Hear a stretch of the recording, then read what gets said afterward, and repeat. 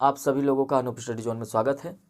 आज से हमारा जो क्लास है वो स्टार्ट हो रहा है समास का। आज से हम लोग समास पढ़ेंगे और टेक्निकल इशू था थोड़ा सा, इसलिए क्लास थोड़ा सा विलंब हो गया। तो आज से जो है क्लास जो है आप लोगों का कंटिन्यू चलता रहेगा।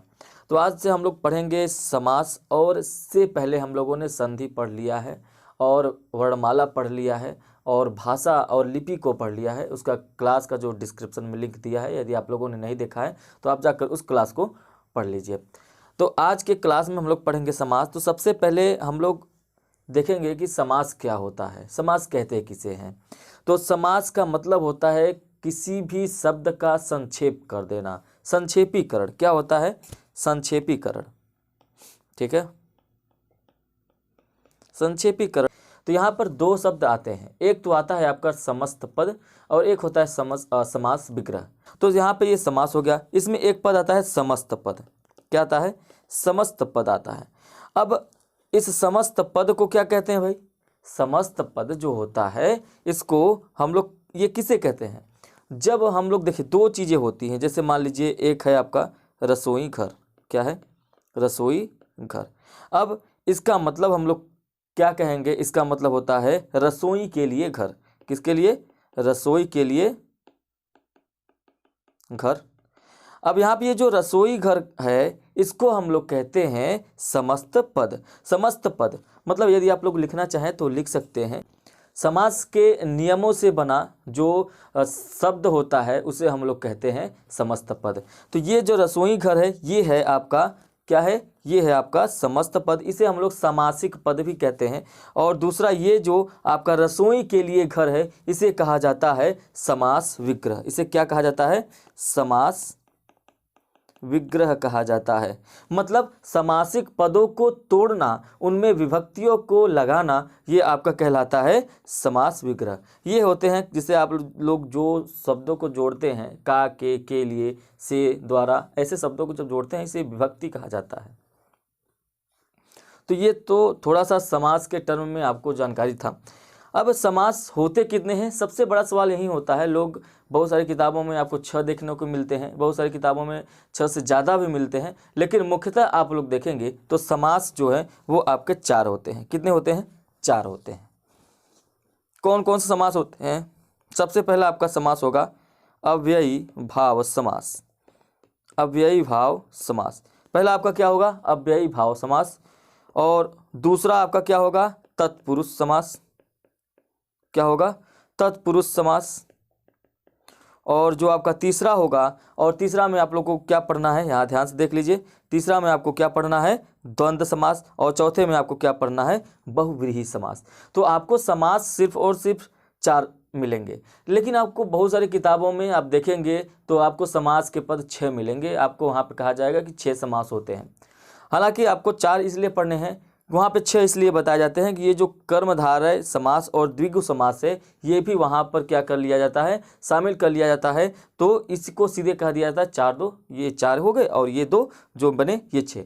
लेकिन इतना याद रखना है कि ये जो कर्मधारय समास होता है और ये जो द्विगु समास है ये दोनों जो है तत्पुरुष समास के अंतर्गत ही आते हैं। तत्पुरुष समास के अंतर्गत और भी बहुत सारे जो है समास आते हैं, लेकिन यहाँ पर कर्मधारय और द्विगु समास जो होता है वो ये तत्पुरुष समास के अंतर्गत हम लोग पढ़ेंगे।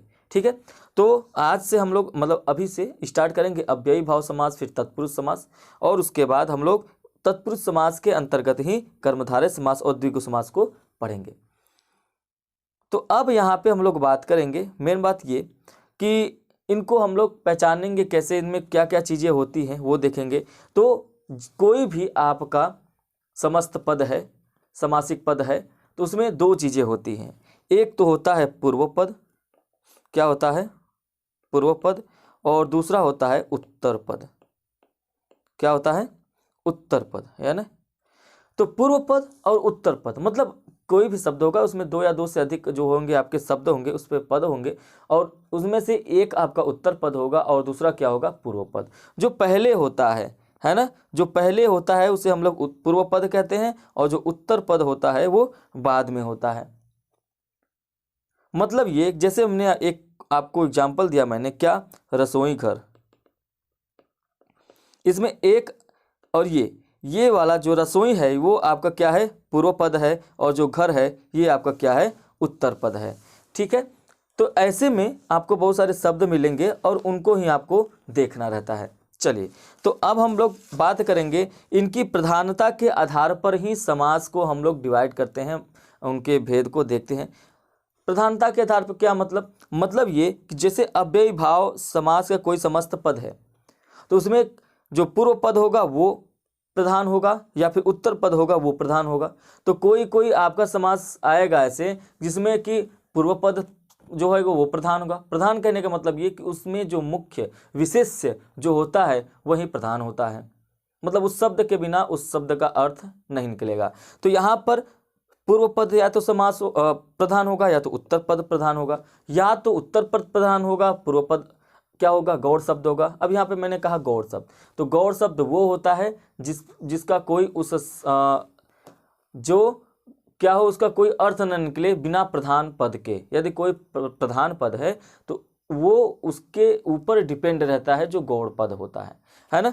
तो ये जो दोनों भी हो सकते हैं, पूर्व पद भी प्रधान हो सकता है, उत्तर पद भी प्रधान हो सकता है। दोनों पद प्रधान नहीं हो सकते हैं, उत्तर पद भी और पूर्व पद भी। ठीक है, तो सिंपल सा चीज़ है, यदि आपको कहीं पर भी ये हो गया आपका पूर्व पद, ध्यान से देखिए, और ये हो गया आपका उत्तर पद, तो पूर्व पद यदि प्रधान है तो उत्तर पद प्रधान नहीं है, तो ये आपका बनेगा अव्ययी भाव समास। क्या बनेगा, अव्ययी भाव समास। और उसके बाद यदि आपका जो है उत्तर पद जो है वो क्या हो, प्रधान हो, उत्तर पद प्रधान हो और पूर्व पद प्रधान नहीं हो, गौड़ शब्द हो, तो ये आपका बनेगा तत्पुरुष समास। क्या बनेगा, तत्पुरुष समास। अब यहाँ से एक चीज़ आप समझ सकते हैं कि ये जो तत्पुरुष समास है इसके अंतर्गत ही तो कर्मधारय समास और द्विगु समास है, तो कर्मधारय और द्विगु समास इसके अंतर्गत ही है। इसका मतलब ये कि कर्मधारय समास में भी उत्तर पद प्रधान होगा और द्विगु समास में भी उत्तर पद प्रधान होगा। ठीक है, और ये जो द्वंद्व समास होता है, द्वंद्व समास में दोनों के दोनों पद क्या होते हैं, प्रधान होते हैं। और इसी तरह से आपका बहुब्रीहि समास हो गया। बहुब्रीहि समास जो होता है, बहुब्रीहि समास, इसमें दोनों के दोनों पद प्रधान नहीं होते हैं, बल्कि इनमें दोनों पदों से मिलकर कोई एक नया पद बनता है। वो किसी तीसरे पद की ओर, किसी तीसरे शब्द की ओर क्या करते हैं, संकेत करते हैं। ठीक जैसे आप कहते हैं लंबोदर, लंबा है उधर, जिसका मतलब क्या, गणेश जी हो गए, तो तीसरे पद की ओर संकेत करता है। तो ये जो आपको चार्ट मिला, तो यहाँ से जो प्लस वाला है ये क्या है, प्रधान पद को इंडिकेट कर रहा है। तो मतलब पहले मतलब जो पूर्व पद जिसका प्रधान होगा वो क्या होगा, अव्ययी भाव समास होगा।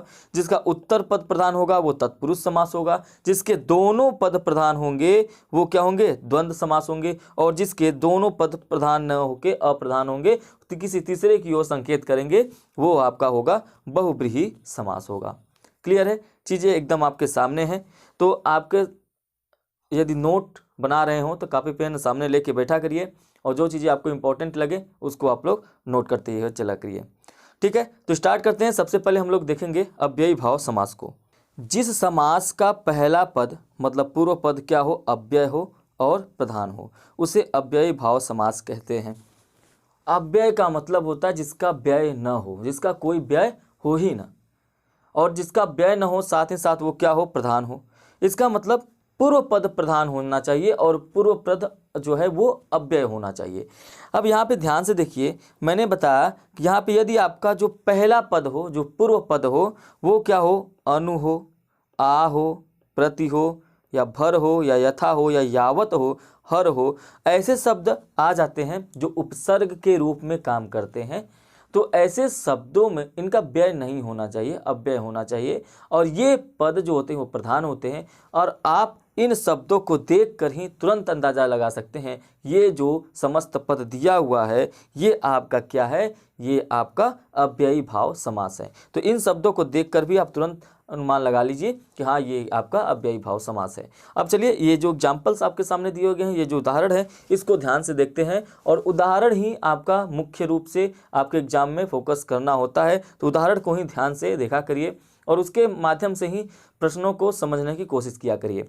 तो यहाँ पे पहला दिया हुआ है प्रतिदिन, इसमें देखिए पहले ही प्रति लगा हुआ है और जो उत्तर पद है वो क्या है, दिन। पूर्व पद इसमें जो है वो आपका क्या है, वो आपका प्रधान पद है। प्रतिदिन मतलब क्या, दिन दिन, है ना। दूसरा है यथाशक्ति, आप यथा भी देख लिए तो यथाशक्ति, यथाशक्ति में आप ध्यान से देखेंगे तो इसका मतलब होगा शक्ति के अनुसार। ये आपका जो है ये आपका समस्त पद है, समस्त पद। और ये जो है आपका ये है आपका समास विग्रह। क्या है, समास विग्रह। समस्त पद में विभक्तियों का लोप हो जाता है, जो विभक्तियां लगी हुई है ना, जैसे के, का, के, की, ये जो लगे होते हैं इनका लोप हो जाता है। और जब हम लोग समास विग्रह करते हैं तो वहाँ पर क्या करते हैं कि जो भी विभक्तियां लोप हुई रहती हैं या विभक्तियों के माध्यम से हम लोग उसका संक्षेपीकरण कर सकते हैं।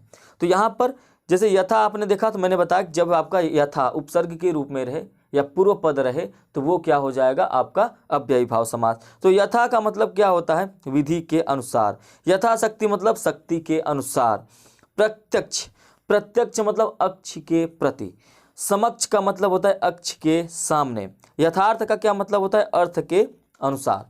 उसी तरह से यथा कर्म, कर्म के अनुसार। यथा कर्म, कर्म के अनुसार। यथा शीघ्र, जितना शीघ्र हो, है ना। तो इसी तरह से यहाँ पर है बेलगाम, बिना बेलाग मतलब बिना लाग के। बाकलम मतलब कलम के साथ। बाकलम मतलब कलम के साथ। तो ये आपका जो है विग्रह है। जैसे अब मान लीजिए, अब आपको थोड़ा सा अच्छे समझना है। आपने कहा प्रतिदिन, यहाँ पे प्रति और दिन, ये आपका जो है ये आपका क्या है, पूर्व पद हो गया। ये आपका क्या हो गया, उत्तर पद हो गया। अब ऐसे में यहाँ पर मतलब क्या हो गया, ये हो गया दिन दिन मतलब प्रत्येक दिन हो गया। ठीक है। इसी तरह से एक उदाहरण और लेते हैं, इसको आ जन्म को ले लेते हैं। आ धन जन्म हो जाएगा। इसका मतलब क्या, जन्म से लेकर। तो यहाँ पे जो आ लगा हुआ है ये आपका क्या है, एक उपसर्ग है, एक अव्यय है। तो यहाँ पर ये उसके साथ साथ क्या है, पूर्व पद है। और पूर्व पद जहाँ पर प्रधान होता है वहाँ पर होता है आपका अव्ययी भाव समास। तो आ जन्म का मतलब क्या होता है, जन्म पर्यंत मतलब जन्म से लेकर। कहाँ से, जन्म से लेकर। ठीक है। उसी तरह से हम लोग बहुत सारे उदाहरण को ले सकते हैं। यथा संभव भी ले लेते हैं। यथा संभव, यथा धन संभव। यथा का मतलब क्या होता है, जैसा, है ना। यथा संभव, इसमें जैसा मतलब इसका मतलब क्या हो जाएगा, जैसा संभव हो। इसी तरह से हम लोग देखेंगे कि यहाँ पर जो ये प्रति लगा हुआ है, ये आ लगा हुआ है, ये यथा। देखने में तो लगेगा कि मैंने जैसे बता दिया कि ये शब्द लग के आ रहे हैं तो आपको अव्ययी भाव समास हो गया, लेकिन देखने में क्या ये लग रहे हैं कि जैसे कि उत्तर पद इसमें प्रधान हो। जैसे यहाँ पे दिन प्रधान हो गया, जन्म प्रधान हो गया। लेकिन आप ध्यान से देखिए, यहाँ पर दिन तो ठीक है, लेकिन ये जो प्रति लगा हुआ है यदि इसको आप हटा देंगे तो दिन का क्या मतलब रह जाएगा, दिन का मतलब सब दिन रह जाए। लेकिन प्रति लगने से वो बता दे रहा है कि ये प्रधानता जो है प्रत्येक दिन की बात होने लगी, है ना। तो इसी तरह से हम लोग यहाँ पे देखेंगे तो पूर्व पद जिसका प्रधान होगा वो होगा अव्ययी भाव समास। उसी तरह से यथा रुचि है मतलब रुचि के अनुसार या रुचि के जैसा, है ना। भर पेट मतलब पेट भर। उसी तरह से है आपका बेशर्म मतलब बिना शर्म के। बदस्तूर का मतलब होता है दस्तूर के साथ। और बतौर का मतलब होता है तौर के साथ। बेसऊर का मतलब होता है बिना सऊर के।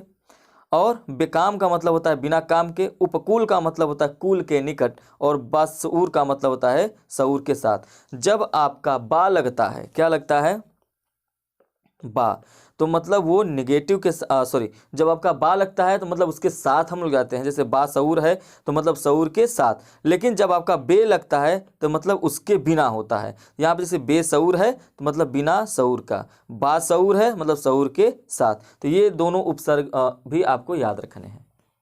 ठीक है। तो ये आपका है अव्ययी भाव समास। ठीक है। इसको पहचानने का आसान तरीका है, उसको भी मैंने आपको बता दिया। अब जैसे हाथ, हाथ है, क्या है, हाथ, हाथ, हाथ धन हाथ। तो इसका मतलब क्या, हाथ और हाथ मतलब क्या, हाथों हाथ। क्या हो जाएगा इसका समस्त पद, हाथों हाथ। जब आपको हाथों हाथ दिया हो तो उसको हम लोग चेंज कर सकते हैं। हाथ हाथ मतलब क्या, कि हाथ ही हाथ में। इसका जब हम लोग समास विग्रह करेंगे तो इसका मतलब क्या हो जाएगा, हाथ ही।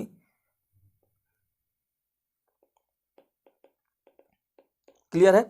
चलिए अब इसके बाद नेक्स्ट हम लोग देखेंगे आपका है तत्पुरुष समास। तत्पुरुष समास को आपको थोड़ा सा अच्छे से समझना है, बाकी चीज़ें वहीं रहेंगी। आपका कौन सा पद प्रधान है और कौन सा पद जो है गौड़ शब्द है वो आपको ध्यान देना है। अब आपको लगेगा कि ये कैसे समझना है, आप लोगों को बस एक काम करना है, क्लास को बार बार देखना है और जितने उदाहरण हो सकता है उतने उदाहरण को आप सॉल्व करिए, आपके सारी जो कठिनाई होगी वो दूर हो जाएगी। ठीक है, चलिए सबसे पहले हम लोग देखेंगे तत्पुरुष समास। तत्पुरुष समास में मैंने पहले ही आपको बताया है कि इसमें जो होता है वो उत्तर पद प्रधान होता है ना। इसमें पूर्व पद प्रधान नहीं होता, उत्तर पद जो होता है वो प्रधान होता है। तो उत्तर पद मतलब इस जिस समास में बाद का मतलब उत्तर पद प्रधान होता है और दोनों पदों के बीच का जो कारक चिन्ह होता है वो क्या हो जाता है, वो लुप्त हो जाता है, उसे हम लोग कहते हैं तत्पुरुष समास। जैसे है आपका राजा का कुमार, राजा का कुमार ये आपका क्या है, समास विग्रह है। इसका जब हम लोग समस्त पद में या समासिक पद में चेंज करेंगे तो वो हो जाता है राजकुमार। यहाँ पे लुप्त क्या हो रहा है, का लुप्त हो रहा है। जैसी तरह से धर्म का ग्रंथ मतलब धर्म ग्रंथ, धर्म का ग्रंथ मतलब धर्म ग्रंथ, तो यहाँ पे का विभक्ति जो है वो लोप हो जा रही है, तो आपका बन गया धर्म ग्रंथ। इतना याद रखिएगा, विभक्तियों का लोप होता है और हम लोग एक एक विभक्ति को देखेंगे। रचना को करने वाला मतलब रचनाकार, रचना को करने वाला मतलब रचनाकार हो गया। ठीक है, तो इस तरह से आपने देखा कि राजकुमार में, धर्म ग्रंथ में और रचनाकार में तीनों में विभक्तियों का लोप हो गया। और ये राजकुमार, धर्म ग्रंथ और रचनाकार ये क्या है, ये आपका समस्त पद है, समासिक पद है। और इस तरफ जो है राजा का कुमार, धर्म का ग्रंथ और रचना को करने वाला ये आपका क्या है, समास विग्रह है। तो आपको दोनों याद रखने हैं, दोनों याद रखने। रीजन ये है कि यदि आपको एग्जाम में रचना को करने वाला आता है तो आपको उसको चेंज करना होगा कि रचनाकार है, यदि आपको रचनाकार आ रहा है तो आपको चेंज करना होगा रचना को करने वाला। तो दोनों आपको याद रहने चाहिए, दोनों अच्छे से याद रहेगा तभी आप एग्जाम में सॉल्व कर सकते हैं अच्छे से।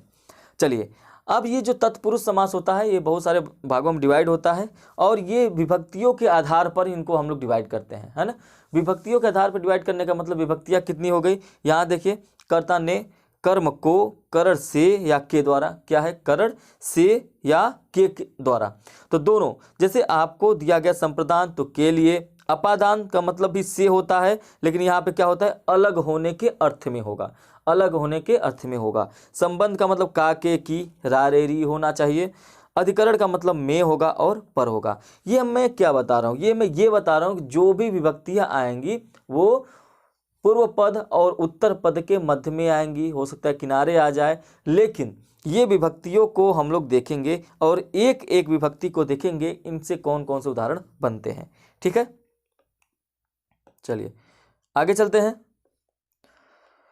तो सबसे पहले है आपका कर्म तत्पुरुष, है ना। यहाँ पर आप देखिए, यहाँ पर मैंने आपको क्या दिखा, ये जो कर्म तत्पुरुष है इसके विषय में चलेंगे, फिर करण का चलेंगे, फिर संप्रदान, फिर अपादान, फिर संबंध और फिर अधिकरण। तो सबसे पहले हम लोग किसको देखेंगे, कर्म तत्पुरुष को। कर्म तत्पुरुष ये द्वितीय तत्पुरुष है ना। प्रथमा कौन है, कर्ता है। तो इसमें कर्म कारक की विभक्ति जो होता है को, इसका लोप हो जाता है। हम लोग यहाँ पे देखिए विग्रह दिए हुए हैं और हम लोग बनाएंगे किसको, समस्त पद को बनाएंगे। किसको बनाएंगे, समस्त पद, या इसे हम लोग क्या कहते हैं, समासिक पद। ठीक है, समस्त पद कहेंगे या समासिक पद कहेंगे। ठीक है, चलिए तो यहां पर आपको जो विग्रह दिया हुआ है ध्यान से देखिए, दिया है गगन को चूमने वाला, गगन को चूमने वाला। यहां पर बीच में क्या है, को है, मतलब को, कर्म को, याद रखिएगा, कर्ता ने कर्म को करण से या के द्वारा। तो ऐसे में कर्ता ने कर्म को, तो ये तो हो गया तत्पुरुष समास, वो भी तत्पुरुष समास का कौन सा, कर्म तत्पुरुष। अब यहाँ पे को आया है, गगन को चूमने वाला, इसका मतलब क्या हो जाएगा, ये हो जाएगा गगन चुंबी, गगन चुंबी, है ना। तो याद रखेंगे, यदि आपको गगन चुंबी दिया गया तो आपके माइंड में तुरंत आ जाना चाहिए गगन को चूमने वाला। नेक्स्ट है, अगला है यश को प्राप्त। यश को प्राप्त का मतलब क्या होता है, यश प्राप्त होता है। यश को प्राप्त मतलब यश प्राप्त। चिड़िया को मारने वाला चिड़ी मार होता है, चिड़ी मार मतलब चिड़िया को मारने वाला। उसी तरह से क्या है, नेक्स्ट है ग्राम को गया हुआ मतलब ग्रामगत हो जाएगा, क्या हो जाता है, ग्रामगत। रथ को चलाने वाला, रथ को चलाने वाला क्या हो जाएगा, रथ चालक हो जाएगा, क्या हो जाएगा, रथ चालक। जेब को कतरा करने वाला या कतरने वाला, ये होता है जेब कतरा,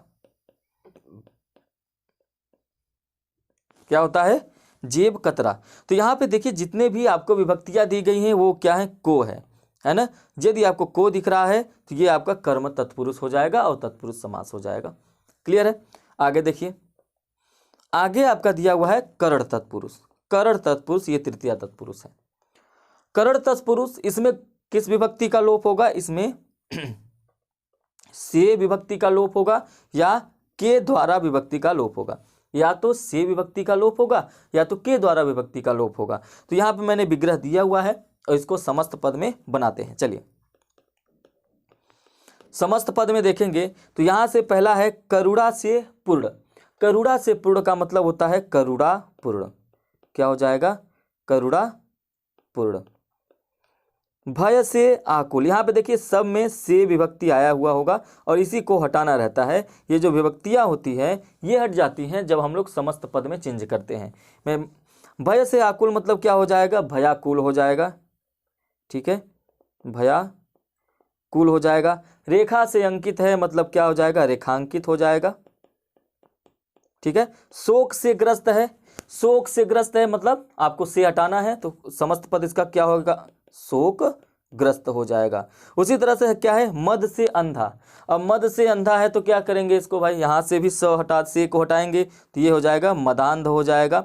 इसी तरह से नेक्स्ट है मन से चाहा मतलब मन चाहा। ठीक है, क्या हो जाएगा, मन चाहा। मन से चाहा मतलब मन चाहा। उसी तरह से पद से दलित है मतलब पद दलित हो जाएगा। यहाँ से भी सविभक्ति जो है वो हट जाएगा, पद दलित हो गया। सूर द्वारा रचित का मतलब क्या होता है, सूर रचित। सूर रचित हो जाएगा। और ये ध्यान में रखना है कि सूर के द्वारा भी रचित होता या सूर द्वारा रचित होता तो ये आपका करण तत्पुरुष होता है। और करण तत्पुरुष जो होता है तत्पुरुष समास के ही पार्ट होता है। तो ये आपका करण तत्पुरुष हो गया, तृतीया विभक्ति। चतुर्थ विभक्ति में क्या है, संप्रदान तत्पुरुष। संप्रदान तत्पुरुष, अब संप्रदान तत्पुरुष में कौन सा विभक्ति होता है कि जो लोप होगा, तो संप्रदान में होता है के लिए। क्या होता है, के लिए। जब संप्रदान तत्पुरुष का हम लोग समस्त पद बनाएंगे, क्या बनाएंगे, समस्त पद, तो वहाँ पे विग्रह में क्या लोप हो जाएगा, के लिए रहेगा और वो लोप हो जाएगा। तो यहाँ पे है प्रयोग के लिए साला। यहाँ पे जो ये के लिए विभक्ति है इसका लोप करेंगे क्योंकि के लिए जो होता है वो संप्रदान तत्पुरुष का होता है। तो के लिए गायब करेंगे यहाँ पे, तो ये क्या हो जाएगा, प्रयोग साला हो जाएगा। ठीक है, स्नान के लिए घर, स्नान के लिए घर क्या हो जाएगा, स्नानाघर हो जाएगा। ठीक है, उसी तरह यज्ञ के लिए साला है तो यज्ञ के लिए साला, तो यहाँ पे के लिए हटा दीजिए, बन जाएगा आपका क्या, यज्ञशाला बन जाएगा। उसी तरह से गौ के लिए साला है तो के लिए हटाएंगे तो क्या बन जाएगा, गौशाला बन जाएगा। देश के लिए भक्ति है तो देशभक्ति हो जाएगा। डाक के लिए गाड़ी है तो क्या हो जाएगा, के लिए हटा दीजिए, डाक गाड़ी हो जाएगा इसका समस्त पद। परीक्षा के लिए भवन है तो परीक्षा भवन हो जाएगा, है ना, परीक्षा भवन हो जाएगा। और हाथ के लिए कड़ी है मतलब हथकड़ी हो जाएगा। तो आपको दोनों साइड से याद रखना है, समस्त पद से आपको विग्रह भी करना आना चाहिए और विग्रह से समस्त पद बनाना आना चाहिए। तो विग्रह से समस्त पद आसान होता है लेकिन समस्त पद से विग्रह करना थोड़ा सा कठिन हो जाता है क्योंकि आपके माइंड में बहुत सारे चीज़ों को जो होता है उसको विग्रह करने में कठिनाई इसलिए होती है कि आप जैसे मान लीजिए प्रयोगशाला है तो आप ये भी कह सकते हैं कि प्रयोग के लिए शाला, तो आपने कहा, आप ये भी कह सकते हैं प्रयोग से शाला। ऐसा कुछ मतलब अटपटा सा निकालेंगे अपने दिमाग से जो कि होता नहीं है वास्तव में जिस विभक्ति का प्रयोग करना है समस्त पद से विग्रह करने के लिए उसी विभक्ति का आपको प्रयोग करना आना चाहिए और ये तभी आएगा जब आप बहुत सारे उदाहरण को सॉल्व करेंगे। ठीक है, वैसे भी मैं बहुत सारे उदाहरण को सॉल्व करवा दे रहा हूँ तो आप लोग क्लास से बने रहिए। यदि आप लोगों को क्लास अच्छा लगता हो तो लाइक शेयर कमेंट कर दिया करिए और कोई भी डाउट होता है तो आप कमेंट कर दीजिए, उसका जवाब आप लोगों को जरूर मिलेगा। चलिए, पंचमी तत्पुरुष में कौन सा आता है, अपादान। इसमें क्या अलग होगा, इसमें होगा से। इसमें ये जो अपादान कारक की विभक्ति है से, ये अलग हो जाएगा, ये मतलब गायब हो जाएगा, इसका लोप हो जाता है।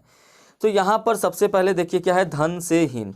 धन से हीन इसका हम लोग समस्त पद बनाएंगे तो क्या बनाएंगे भाई, इसका समस्त पद क्या होगा, धन से हीन का मतलब क्या होता है, धनहीन हो जाएगा। पथ से भ्रष्ट, से जो है वो गायब हो जाएगा, पद भ्रष्ट हो जाएगा। ठीक है, पद से च्युत मतलब कि क्या हो जाएगा, पद च्युत हो जाएगा। और उसके बाद देश से निकाला मतलब देश निकाला हो जाएगा। उसी तरह से ऋण से मुक्त है तो क्या हो जाएगा, ऋण मुक्त हो जाएगा। गुण से हीन, गुण हीन हो जाएगा। पाप से मुक्त क्या हो जाएगा, पाप मुक्त हो जाएगा। और जल से हीन का मतलब क्या हो जाएगा, जलहीन हो जाएगा। क्लियर है, इजी था, आसान था। अगला देखते हैं, अगला आपका है संबंध तत्पुरुष। संबंध तत्पुरुष ये आपका यहाँ पर इसमें का, के, की ये आपका लुप्त हो जाता है, गायब हो जाता है। तो इसका समस्त पद हम लोग जब बनाएंगे, समस्त पद, तो राजा का पुत्र क्या हो जाएगा, राजपुत्र हो जाएगा। क्या हो जाएगा, राजपुत्र हो जाएगा। ठीक है, उसी तरह से राजा की आज्ञा क्या हो जाएगा, राजाज्ञा हो जाएगा। पर के अधीन, पर के अधीन का क्या मतलब हो जाएगा, पर के अधीन का मतलब होता है पराधीन। क्या हो जाता है, पराधीन हो जाएगा। राजा का कुमार, यहाँ पे देखिए का है, की है, के है, ये जो आपके संबंध कारक हैं ये आपके विभक्ति इनका लोप हो जाता है। तो राजा का कुमार है तो क्या हो जाएगा, राजकुमार हो जाएगा। देश की रक्षा है तो देश रक्षा हो जाएगा, है ना, क्या हो जाएगा, देश रक्षा। शिव का आलय है तो ये क्या हो जाएगा, शिवालय हो जाएगा। उसी तरह से गृह का स्वामी है तो गृह स्वामी हो जाएगा। विद्या का सागर है तो क्या हो जाएगा, विद्या सागर हो जाएगा। ठीक है, समझ में तो आ रहा होगा, आसान है। तो इस तरह से ये आपका संबंध तत्पुरुष हो गया। अगला है अधिकरण तत्पुरुष। अधिकरण तत्पुरुष ये जो है इसमें जो विभक्ति होती है में और पर, क्या होता है, में और पर, ये दोनों विभक्तियों का लोप होता है। यहाँ पर विग्रह दिया गया है और हमको देखना है क्या, समस्त पद देखना है। समस्त पद, शोक में मग्न, शोक में मग्न, यहाँ पे में जो आपका विभक्ति है ये गायब होगा। तो शोक में मग्न मतलब क्या हो जाएगा, शोक मग्न हो जाएगा। पुरुषों में उत्तम मतलब क्या हो जाएगा, पुरुषोत्तम हो जाएगा। आप पर बीती, पर गायब हो जाएगा, लुप्त हो जाएगा, तो क्या हो जाएगा, आप बीती हो जाएगा। गृह में प्रवेश, में को हटाना है तो क्या हो जाएगा, गृह प्रवेश। उसी तरह से लोक में प्रिय, लोक को हटा दीजिए, क्या हो जाएगा, लोक प्रिय हो जाएगा। में यहाँ पे हटाना है, धर्म में वीर मतलब धर्म वीर हो जाएगा। कला में श्रेष्ठ को हटा देंगे तो क्या हो जाएगा, कला श्रेष्ठ हो जाएगा। और इसी तरह से आनंद में मग्न है तो उसको हटा देंगे तो क्या हो जाएगा, आनंद मग्न हो जाएगा। ठीक है, तो ये आपका जो है समस्त पद बन गया। अब आपको समस्त पद से यदि विग्रह करना होगा तो आप आनंद मग्न है तो मन में लाइए कि आनंद मग्न मतलब क्या, आनंद में मग्न, है ना। तो में आपने लगाया तो में आपका कहाँ से आएगा, में आपका आता है अधिकरण तत्पुरुष से, और ये तत्पुरुष का भाग है इसलिए ये तत्पुरुष समास हो जाएगा। यदि आपके एग्जाम्पल में ऑप्शन में आपको दिया गया है तत्पुरुष समास तो वो सही हो जाएगा, या तत्पुरुष समास न देख के आपको अधिकरण तत्पुरुष दिया हो तो अधिकरण हो जाएगा। चलिए, ये तो आपके हो गए अधिकरण तक। अब इसके बाद आपको ये देखना है, एक होता है न समास, ये भी तत्पुरुष समास का ही भाग होता है, इतना याद रखिए। क्योंकि जो न समास होता है ये तत्पुरुष समास का भाग होता है। न समास का मतलब क्या, जिस समास के पूर्व पद में निषेध सूचक नकारात्मक शब्द जो हो। नकारात्मक शब्द का मतलब क्या, ऐसे शब्द जो आपके किसी भी पद में, किसी भी शब्द में लगने पर नकारात्मक निषेध करने लगे। जैसे अ हो गया, अन हो गया, न हो गया, ना हो गया और गैर, ये जो शब्द हैं ये किसी भी शब्द में लग जाते हैं तो वो क्या कर देते हैं, उस शब्द को नकारात्मक कर देते हैं। जैसे धर्म में आपको अधर्म अ लग गया तो ये क्या हो गया, अधर्म मतलब कि धर्म नहीं, न धर्म हो गया। अनिष्ट का मतलब न इष्ट हो गया। अनावश्यक, आवश्यक होता है मतलब न आवश्यक हो गया। नापसंद, ना लग गया तो मतलब नापसंद हो गया। गैर वाजिब मतलब न वाजिब हो गया। इसी तरह से जो न समास होते हैं तो ये भी तत्पुरुष समास के अंतर्गत ही आते हैं, तो इसको अच्छे से याद रखना है। और तत्पुरुष समास के अंतर्गत क्या आता है, मैंने आपसे पहले ही बताया कि कर्मधारय समास और द्विगु समास ये भी दोनों तत्पुरुष समास के अंतर्गत ही आते हैं। अब यहाँ पर ये थोड़ा सा कन्फ्यूजन होता है यदि आपके परीक्षा पेपर में यदि आपको तत्पुरुष समास ऑप्शन में है, कर्मधारय समास भी है, द्विगु समास भी है, तो जो जिसका पूछा हुआ है उसको आप टिक करेंगे। अब ऐसा नहीं है कि तत्पुरुष समास जैसे कर्मधारय का कोई एग्जाम्पल उदाहरण दे दिया और आप वहाँ पे तत्पुरुष समास लगा के निकल लिए, ऐसा नहीं करना है। यदि ऑप्शन में आपको दिया हुआ है कि कर्मधारय समास भी, द्विगु समास भी और तत्पुरुष समास भी, तब आपको जो आंसर उसका सही होगा उसको लगाना होगा। लेकिन इतना याद रखिएगा कि तत्पुरुष समास के अंतर्गत ही आपका कर्मधारय समास और द्विगु समास ये दोनों आते हैं। तो यहाँ पर कर्मधारय समास, जैसा कि मैंने बताया कि तत्पुरुष समास के अंतर्गत आते हैं, तत्पुरुष समास का जो उत्तर पद होता है वो प्रधान होता है, तो यहाँ पर कर्मधारय जो होता है समास, इसका भी उत्तर पद ही प्रधान होगा। तो इसका जिस समस्त पद का उत्तर पद प्रधान हो और पूर्व पद और उत्तर पद में क्या उपमान और उपमेय हो या विशेषण या विशेष्य हो, है ना। मतलब जो पूर्व पद होगा, जो पूर्व पद हो और उत्तर पद, यही दो होते हैं। तो पूर्व पद और उत्तर पद में प्रधान कौन होगा? उत्तर पद, ये देखना है। या तो फिर उपमान, एक आपका उपमान हो और दूसरा क्या हो? उपमेय हो, या तो एक आपका विशेषण हो और एक आपका विशेष्य हो। तो ये आपका कर्मधारय समास हो जाएगा। पहचान करने का एक तरीका है, विग्रह जब आप करते हैं तो दोनों पदों के मध्य में क्या लगेगा? जो लगेगा या के समान लगेगा। क्या लगेगा? जो लगेगा या फिर के समान लगेगा। ध्यान से देखिए, जो लगेगा या के समान। तो आइए इन्हीं सब उदाहरणों को हम लोग देखते हैं कौन कौन से उदाहरण हैं। तो ये रहे आपके सामने बहुत सारे उदाहरण और इनको हम लोग देखेंगे। तो विग्रह मैंने करके पहले ही रख दिया है। अब इस विग्रह में देखिए कि सभी के सभी कहीं न के लगा हुआ है, तो की लगा हुआ है, के लगा हुआ, के समान लगा हुआ है। उसी तरह से है जो लगा हुआ है या जो है लगा होगा, तो ये आपके जो होंगे कौन सा समास हो जाएगा? कर्मधारय समास हो जाएगा। ठीक है, तो चलिए सबसे पहले हम लोग देखते हैं कमल के समान चरण। कमल के समान चरण, इसका मतलब क्या? कमल के समान चरण, इसका मतलब क्या? चरण कमल हो जाएगा। क्या हो जाएगा? चरण कमल। ठीक है, दूसरे उसके बाद है कनक सी लता, मतलब कि इसका मतलब क्या हो जाएगा? कनक लता हो जाएगा। ठीक है, इसके बाद है कमल के समान नयन, मतलब कमल नयन। तो आपके सामने यदि समस्त पद आता है तो समस्त पद में ये भी ध्यान रखना है कि यदि समस्त पद से विग्रह करने के लिए आता है तो आपको सही से विभक्तियों का प्रयोग करना है। सबसे ज़्यादा इंपॉर्टेंट होता है विभक्तियों का प्रयोग करना। यदि आप गलत विभक्ति का प्रयोग करेंगे तो आपका जो समस्त पद से विग्रह करने का तरीका होगा वो गलत हो जाएगा और आप पहचान में भी नहीं पाएंगे कि कौन सा ये समास है। तो आपको दोनों चीज़ें मैं बार बार बोल रहा हूँ कि आपको समस्त पद से विग्रह भी करना आना चाहिए और विग्रह से समस्त पद भी, दोनों चेंज करना आना चाहिए। और ये आएगा कैसे? एग्जाम्पल और उदाहरण को समझते हुए। तो अगला है आपका प्राणों के समान प्रिय। प्राणों के समान प्रिय मतलब क्या हो जाएगा? प्राण प्रिय हो जाएगा। क्या हो जाएगा? प्राण प्रिय हो जाएगा। उसके बाद है चंद्र के समान मुख, मतलब चंद्र मुख हो जाएगा। क्या हो जाएगा? चंद्र मुख हो जाएगा। मृग के समान नयन, मतलब मृग नयन हो जाएगा। देह रूपी लता, देह रूपी लता, यहाँ पर रूपी आया हुआ है, मतलब ये एक देह रूपी लता, लता के समान देह। तो ऐसे में यहाँ पर भी क्या हो जाएगा? ये तो देह लता हो जाएगा। ठीक है, तो वहाँ पर भी के समान है। रूपी का मतलब होता है उसके समान, उसके रूप के जैसा। तो ये भी आपका क्या बनेगा? कर्मधारय समास। क्रोध रूपी अग्नि, तो क्रोधाग्नि हो जाएगा। क्या हो जाएगा?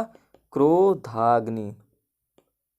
ठीक है, क्रोधाग्नि हो गया। लाल है जो मणि, लाल मणि, लाल मणि, लाल मणि मतलब लाल है जो मणि, लाल मणि।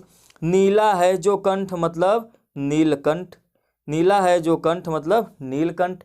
महान है जो पुरुष, महापुरुष, महान है जो पुरुष वो क्या हो जाएगा? महापुरुष हो जाएगा। महान है जो देव, वो क्या हो जाएगा? महादेव हो जाएगा। क्या हो जाएगा? महादेव। आधा है जो मरा, आधा है जो मरा मतलब क्या हो जाएगा? अध मरा हो जाएगा। उसी तरह से क्या है? ये अंत में है परम है जो आनंद, ये आपका परम लिखा हुआ है। परम है जो आनंद का मतलब हो जाएगा परमानंद। क्या हो जाएगा? परमानंद। तो इस तरह से आपको समस्त पद आने चाहिए और समस्त पद को विग्रह में इसी तरह से होगा। ये इसमें बहुत सारे इंपॉर्टेंट हैं, तो आपको इसको याद भी रखना है।